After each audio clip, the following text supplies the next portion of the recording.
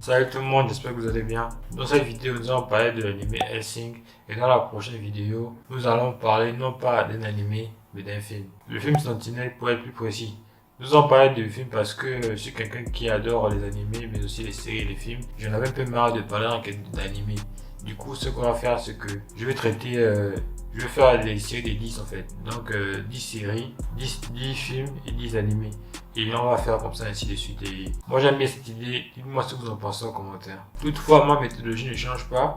Cette vidéo se divise en 3 parties. La création et l'histoire du manga, mon avis, et ensuite l'avis du public. L'avis du public, je prends si possible 2 personnes qui ont aimé, une personne qui n'a pas aimé. Mais quand c'est pas possible, je prends ce que j'ai sur la main. Si la majorité des critiques sont mauvais, je peux rien faire, je prendrai la majorité des critiques. Mais c'est pas le cas pour cet animé. Moi je m'appelle Windon, je suis monteur vidéo. Vous pouvez me contacter sur Instagram si vous avez besoin de mes services en tant que monteur vidéo. Tout de suite, nous allons passer à la partie création et histoire du manga. Hellsing est un anime de 13 épisodes de 25 minutes créé d'après le manga éponyme de Kate Hirano. Alors que le monde ignore l'existence des monstres, une organisation britannique rattachée à la couronne s'efforce de maintenir l'ordre en pourchassant ceux qui s'en prennent aux humains. Son nom, Hellsing. Tout juste adolescente, la jeune intégra Hellsing, héritière de la riche famille dirigeante de l'organisation, voit son père assassiné par ses associés tentant de prendre le contrôle de l'entreprise. Courant se réfugier dans les cachots sous la demeure de ses ancêtres, Integra découvre une cellule noire et glauque dans laquelle croupit un étrange squelette. Se remémorant les confidences de son père au sujet d'une antique créature maintenue par la force sous l'influence des Hellsing, la jeune fille passe un pacte de sang avec le cadavre inanimé, qui prend vie et massacre sans pitié les comploteurs avant de s'incliner devant sa nouvelle maîtresse. C'est ainsi que, quelques années plus tard, l'organisation Hellsing renaît de ses cendres et reprend la lutte contre les monstres de par le monde, aidé en cela par l'un des plus puissants d'entre eux, le terrible vampire Alucard au passé bien mystérieux. Tandis que ce duo hors du commun affronte les rancœurs et les crimes de toutes sortes, dans l'ombre se trame un effroyable projet issu des années les plus noires du XXe siècle, le cauchemar ressurgit au grand jour pour prendre sa revanche, et rien ne semble pouvoir le stopper. Sauf peut-être un cauchemar pire encore ? J'ai bien aimé le personnage de Alucard parce qu'il est charismatique de fou. Il prend toujours ses ennemis de haut et à chaque fois qu'il combat, il incite toujours ses ennemis. Moi, c'est sa façon d'insulter là que j'apprécie et que je trouve un petit peu drôle, tu vois. Et aussi, je ne sais pas pourquoi à chaque fois qu'il combat, il attend toujours que l'ennemi attaque en premier. Genre, il absorbe d'abord, pas il absorbe, il encaisse d'abord l'attaque de l'ennemi pour montrer que tes coups ne font rien en fait, tes balles ne font rien et après il attaque. Il fait ça tout le temps. Peut-être que c'est pour jouer son adversaire, je sais pas trop. Ses lunettes rouges avec son manteau rouge, ses lunettes un peu jaunes et tout. Franchement, il est grave stylé. Mais j'ai remarqué qu'à l'intérieur de son costume, il n'y avait pas de détail en fait. C'était juste un truc noir. Je sais pas si c'est parce qu'il n'y avait pas de budget de l'animation ou juste si c'était pour accentuer un côté sombre. Mais en tout cas, moi personnellement ça m'a pas dérangé, mais c'est quelque chose que j'ai remarqué comme ça. En plus c'est le seul personnage qui a un truc qui a ça. Et puis j'ai trouvé sa deuxième tenue vers la fin. Au rouge aussi, super stylé. Alucard c'est vraiment le personnage que j'ai le plus aimé. Et surtout, démarre les fusils de type 2 gros pistolets. Et ça m'étonne. Et moi, ce qui m'a un peu, c'est pas surpris, mais j'ai bien aimé, c'est quand le majordome, il a te donner les caractéristiques du fusil. Je n'ai pas aimé le personnage de Sarah Victoria parce qu'elle faisait des choix stupides. C'était vraiment le cliché de la fille qui veut rester honnête dans un monde de monstres en fait. Hashtag Sakura 2. Je suis désolé mais tellement Sakura. Quand il faut boire du sang parce que c'est pareil, elle est une vampire et qu'elle doit manger et tout. Elle ne veut pas. Quand il faut tirer sur une vampire qui a commis des crimes, qui a tué des gens, elle ne veut pas, elle est sensible et tout. Alors qu'elle est dans l'armée, wesh. Quand Alucard lui demande de boire son sang pour qu'elle puisse devenir plus forte, elle refuse. Franchement, à un moment donné, flemme de ce personnage, quoi. C'est tellement le cliché de la fille dans les animés des années 2000. Donc, pas vraiment parce que on a à côté le personnage intégral qui est assez badass et tout, qui me fait un peu penser à la chef de cartel dans le manga. Je sais pas si c'est Black Lagoon, c'est quoi, c'est Black Lagoon. Et en tout cas, moi j'aime pas trop ce genre de personnage, pour faire simple. Le style de dessin est différent des autres animés japonais. Peut-être parce que des occidentaux / européens travaillent sur le design des personnages. Parce que dans la plupart des animés japonais, on va dire, les personnages ont des grands yeux et des coupes de cheveux colorés, des yeux colorés. En tout cas, toujours un petit côté comme ça, toujours un côté extravagant. Là, les yeux étaient un peu pas normaux. et il y avait beaucoup de blancs. C'est aussi quelque chose qu'on peut remarquer dans les animés des années 2000 où l'Europe touchait un peu à l'animation. En tout cas, moi, c'est une animation que j'ai bien appréciée. Ça rappelle les années 2000, c'est original. Il y a plusieurs choses, certaines choses que j'ai pas compris. Peut-être parce que l'anime il fait que 13 épisodes et ils ont parlé de pas mal de choses dans cet animé, des vampires, de la société, de la guerre. Donc il y a des choses qu'on n'a pas vraiment compris. Par exemple, quels sont les pouvoirs des vampires, tu vois. C'est même pas défini. Moi, ça m'étonnait de voir peut-être Alucard ou bien la fille là dehors au soleil, alors que normalement les vampires ne peuvent pas être au soleil. Ça m'étonnait de voir Alucard, on lui mettrait la gueule de balles, on lui tire dessus, tellement de balles et tout, on lui coupe la tête, le frangin revient, mais wesh, on ne définit pas vraiment ses pouvoirs, on a l'impression qu'il peut tout faire, voilà quoi. Et ça c'est un peu, on va dire, dommage parce que il n'y a pas de règles prédéfinies, tu vois. Pour apprécier un manga, il faut qu'il y ait des règles prédéfinies. Genre, par exemple, le titan peut faire ça, le vampire peut faire ça, il va ça, s'il arrive à mourir. Mais là, le grand frère, j'avais l'impression qu'il avait tous les pouvoirs, quoi. Encore, j'aime ce personnage. Et imaginez-vous si c'était quelqu'un, un ennemi, par exemple. Comme par exemple le prêtre qui était censé être un humain, mais frère, on lui tire une balle au front, le gars il est toujours en vie. Franchement, c'est abusé, tu vois. Et là, je trouve que c'est un peu dommage parce que ça, c'est pas logique en fait. Genre, un être humain, il tire une balle à la tête et puis il est toujours en vie. Peut-être qu'il y a une raison, tu vois, mais ils n'ont pas expliqué. C'est ça le problème. Ils n'ont pas expliqué, on ne connaît pas le background des personnages. Si au moins on avait lu leur histoire, le background, peut-être j'aurais mieux compris ce que j'ai pas compris. Mais là, le manga fait que 13 épisodes. C'est pour ça que je pense qu'il aurait dû faire peut-être 26 épisodes pour pouvoir traiter de tous ces sujets-là. Là, il y a juste des personnages qui apparaissent et on fait avec, quoi. C'est tout. Le bon côté de cet animé, c'est qu'il y a 13 épisodes, il y a beaucoup d'action. Parce que les personnages ennemis, les antagonistes, ont été bien conçus. On a Alexander Anderson, le prêtre. On a les frères Valentine. On a Incognito et j'en passe. Que des ennemis bien travaillés, charismatiques. En tout cas, s'il y a quelque chose qu'on peut pas reprocher à cet animé, c'est que c'est les combats, c'est l'action. En tout cas, 13 épisodes, il y a pas mal d'action. L'animation est bon, franchement, ça passe. La majorité des personnages ont été bien designés. Je ne vais pas tous les citer, mais même les personnages secondaires sont intéressants. Comme par exemple le major Walter. On voit très bien que lorsque Alucard lui parle de l'ange de la mort, on voit bien qu'il a un background, tu vois. Et moi, je pense qu'on peut très bien faire, ils auraient très bien pu faire un épisode sur la vie passée des personnages, tu vois. Des personnages intéressants comme le majordome. Parce que ça se voit qu'il a un background. Avis 1. Écrite par Nio-Balin le 10 août 2020. C'était le début des années 2000. À l'instar de beaucoup, Canal+ avait déjà fait beaucoup depuis quelques années pour réhabiliter l'animation japonaise et nous pouvions alors découvrir devant nos yeux ébahis des merveilles, qui plus est récentes alors, comme Cowboy Bebop, Neon Genesis Evangelion ou Serial Experiments l'un. Diffusée pour sa part en 2004, elle date de 2001, sur la chaîne MCM et qu'on la voit ensuite officiellement en DVD chez Dibex tout comme officieusement en DivX grâce à De Bonnes Âmes. Hellsing appartient à cette vague ou plutôt cet âge d'or du milieu des années 90 jusqu'à la fin des années 2000 où plusieurs séries avaient à cœur de transcender leur statut d'anime en proposant un spectacle souvent plus cérébral ou plus action. Sans réinventer le fil à couper le beurre, Hellsing appartient à cette seconde catégorie et son revisionnage à l'heure actuelle, merci Netflix, fait que j'en garde avec recul une certaine tendresse et affection tout en n'évitant pas ses défauts. Grandement et visiblement librement adapté du manga de Katea Hirano, en embrayant d'ailleurs vers une fin différente dans les derniers épisodes, le manga étant encore dans une publication sommaire au Japon, et sous les petits doigts de Gonzo, studio raffolant de CGI à appliquer dans leurs animes pour du bon comme du mauvais. 2. Hellsing propose avant tout un pur spectacle de bourrinage sur fond de vampires et d'hémoglobine ruisselant d'un peu partout. Cela pourrait être redondant mais le scénario étant signé par Chiaki J. Konaka relève heureusement le challenge même si l'on sent que Konaka n'a pas suffisamment absorbé de substances à base de caféine pour pousser au plus haut ses compétences quand on voit quelques années avant le superbe travail de mainfugue génial qu'il nous livrait sur la tordue et cultissime Serial Experiments l'un. Ou peut-être qu'on lui a juste demandé de ne pas trop se lâcher et rester dans le ton sanglant à tout va du manga. Bon, allez savoir. Il faut dire qu'en 13 épisodes comme pour l'un, le bonhomme aurait pu compacter les informations et ouvrir à diverses interprétations et niveaux de lecture, et revisionnage, mais non.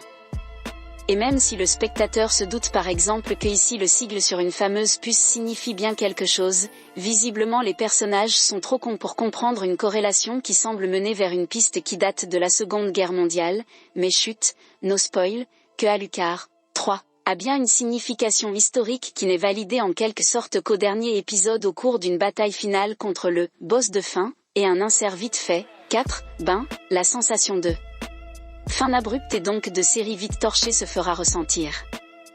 Surtout que malgré une fin qu'on imagine volontairement noire pour terminer cette courte série sur un suspense machiavélique, on retient plus que les 2 derniers épisodes qui se suivent sont plus du combat badass presque non-stop entre Alucard et The Big Final Boss.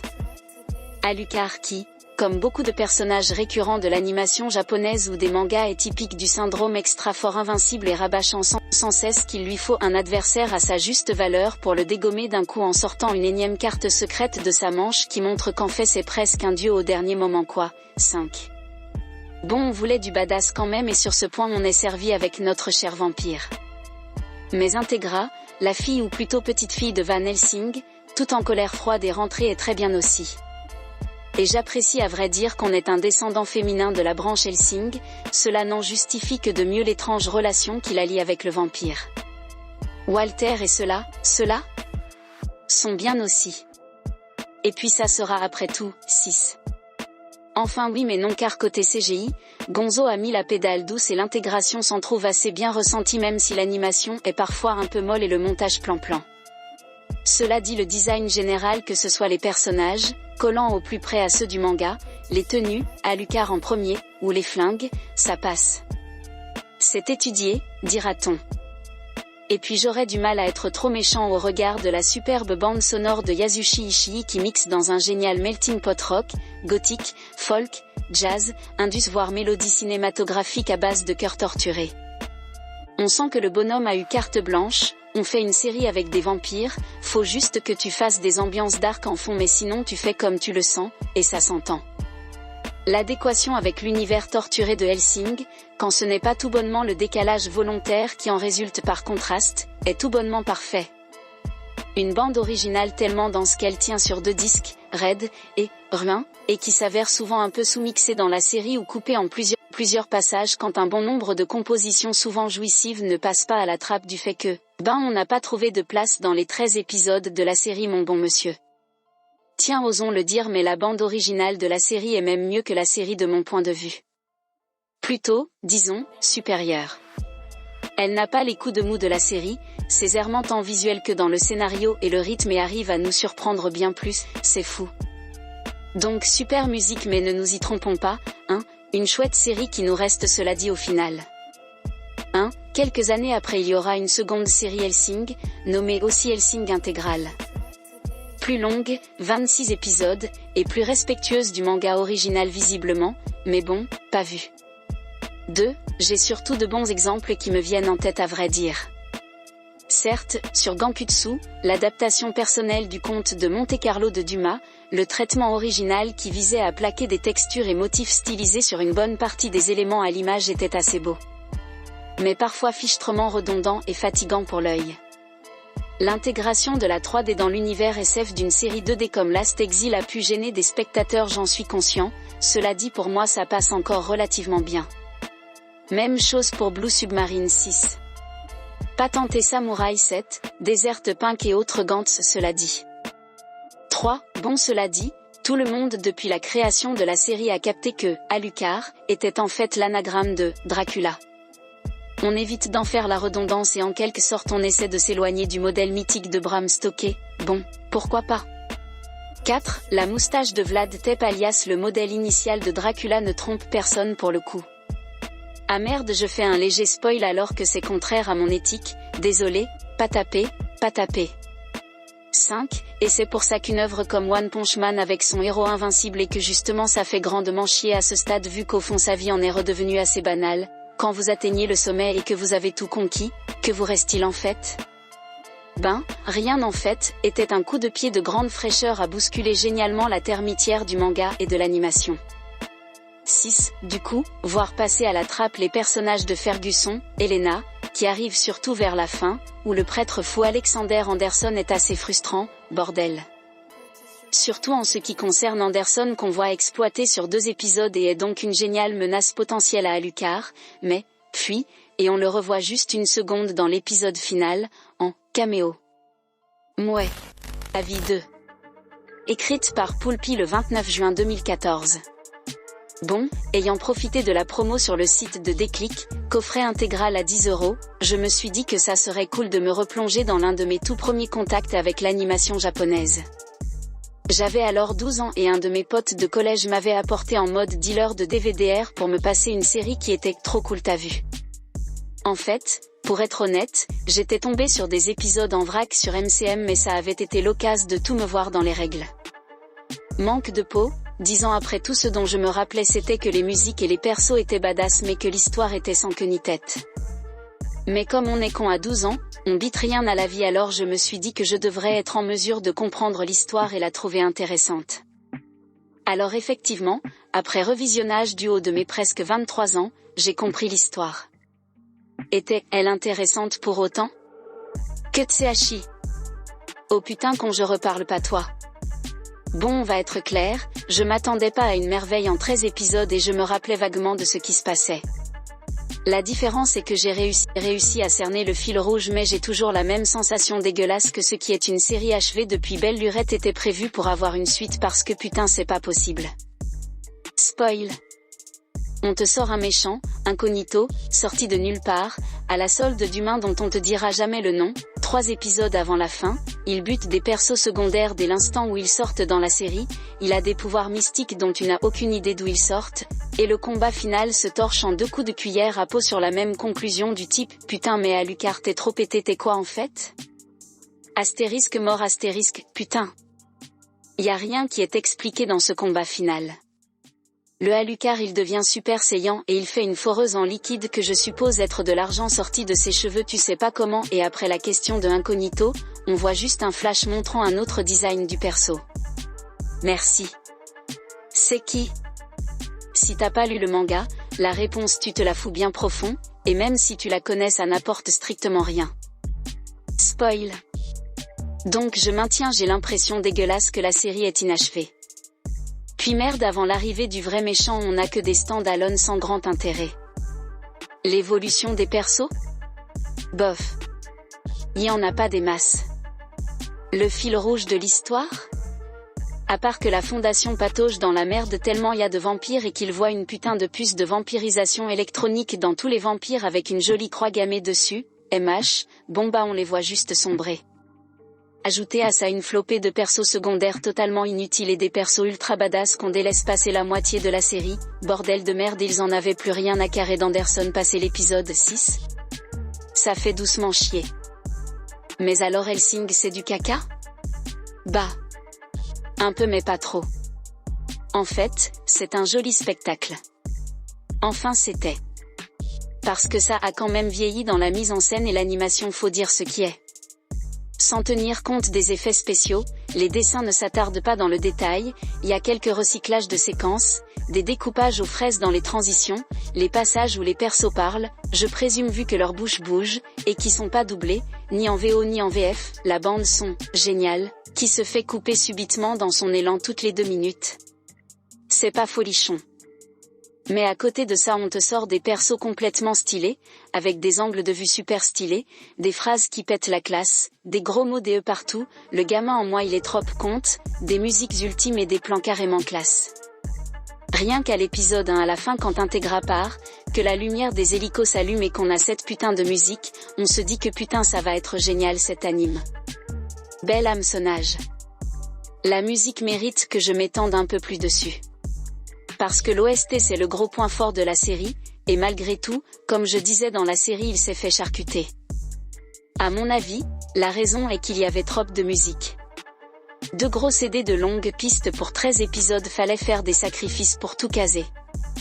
Et ces CD pour la plupart des pistes, c'est écoutable totalement indépendamment de la série. L'ambiance rock électrique démonte tout et puis la classe. Les autres pistes un peu crépies font très bien leur office dans la série, mais en dehors non, un peu comme la seconde moitié de tous les OST de Death Note et ses putains de sons religieux. Bref, cet anime, bien qu'assez creux en fin de compte, Dracula pue quand même la classe. Il ne fait pas peur, il a pas une histoire intéressante, mais malgré tout il gravera dans votre petite tête des séquences plutôt classe. Avis 3. Écrite par Brummelers le 18 avril 2017. Entendons-nous d'abord, je traite cette production en tant qu'anime à part entière, et pas en tant qu'adaptation de manga, que je n'ai d'ailleurs pas vu. Cet anime nous livre donc une histoire se déroulant dans un Londres contemporain, avec des vampires et autres créatures malfaisantes dans le même délire, se battant avec des armes souvent classiques, flingues, lance-roquettes, hélicoptères de combat, avec quelques suppléments pouvoirs magiques et autres balles en argent. On nous présente la fondation Hellsing, qui lutte depuis bien longtemps contre les vampires, et est financée par l'État, magouilles politiques et autres comprises, donc, et on suivra Victoria Sella, agent de police sauvée par Alucard en étant transformée en vampire, sans quoi elle serait morte, donc. Elle rejoint ensuite la Hellsing, sur recommandation d'Alucard, ce dernier étant le vampire chassant ses semblables pour la fondation depuis des années, notons qu'il est surpuissant. Et bah c'est cool, enfin un récit de vampire bien stylé, parc des manches d'invasion de morts vivants, y en a, mais là, l'approche est différente, avec quelques histoires de politico, jeux de pouvoir. L'ambiance est, quant à elle, sombre à point. Les personnages sont intéressants, et on se prend à s'inquiéter pour eux sans s'être rendu compte qu'on s'y était attaché. Après, seulement 3 ou 4 persos sont vraiment approfondis, et peut-être aura-t-on vu mieux comme développement, mais perso je n'en demandais pas vraiment plus. Mais quelques points de détail viennent faire lever un sourcil de temps en temps, comme les effectifs de la Hellsing, que l'on attendait plus importants, mais ils ne sont pas assez gênants pour que je m'en sois souvenu, tant mieux d'ailleurs. La qualité de l'animation est loin d'être ouf, après faut remettre dans le contexte de l'époque, 2001, que je ne connais pas, et que je ne jugerai donc pas plus avant. Sinon l'opening et l'ending sont plutôt soignés et cool, sans être culte ou quoi, pour autant. Donc voilà, peut-être que 7,5 aurait été plus adapté, mais génial pour Alucard et sa badass attitude notamment. Du coup, de la prochaine vidéo, nous allons parler du film Sentinelle, et j'espère que tu seras toujours présent. Félicitations d'être arrivé jusqu'ici. Si la vidéo t'a plu, t'invite à m'aider dans mon projet d'obtenir 100 abonnés avant la fin du mois. Encore un grand merci à ceux qui sont abonnés et qui regardent régulièrement mes vidéos, ça fait toujours plaisir et ça m'encourage à continuer. N'hésitez pas à me recommander des animés à regarder en commentaire. Et vous pouvez me contacter sur Instagram si vous avez besoin de mes services, votre commentaire, vidéo. Moi je vous dis à bientôt pour une nouvelle vidéo. Ciao. Au revoir.